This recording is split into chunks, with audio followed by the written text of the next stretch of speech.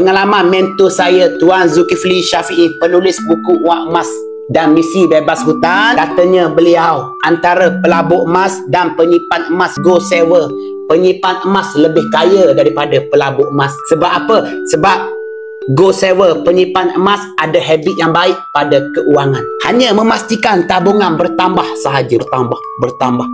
Itu pengalaman mentor saya Tuan Zulkifli Syafiee, bimbing masyarakat sejak tahun 2010. Sebab tu saya sendiri hanya sekadar gold saver, penyimpan emas biasa. Hanya memastikan tabungan emas saya ni sentiasa bertambah sahaja. Tapi terpulanglah kepada tuan puan, nak jadi pelabur emas pun boleh, nak jadi penyimpan emas biasa pun boleh. Terpulang kepada tuan puan, saya cuma mampu bantu sahaja. Tuan puan, hadirnya saya dekat sini bukan mengajar, saya berkongsi sahaja. Yang jual emas adalah syarikat Public Go. Saya tak jual emas, saya jual ilmu. Saya ni hanya pemudah cara sahaja.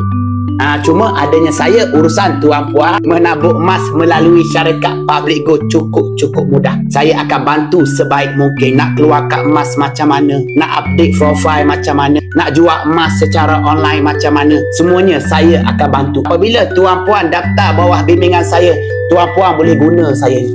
Maksud saya boleh tanyalah macam mana nak jual emas, macam mana nak pajak emas secara online, macam-macam lagi boleh tanya. InsyaAllah saya bantu sebaik mungkin supaya kita semua buat tabungan emas dengan ilmu.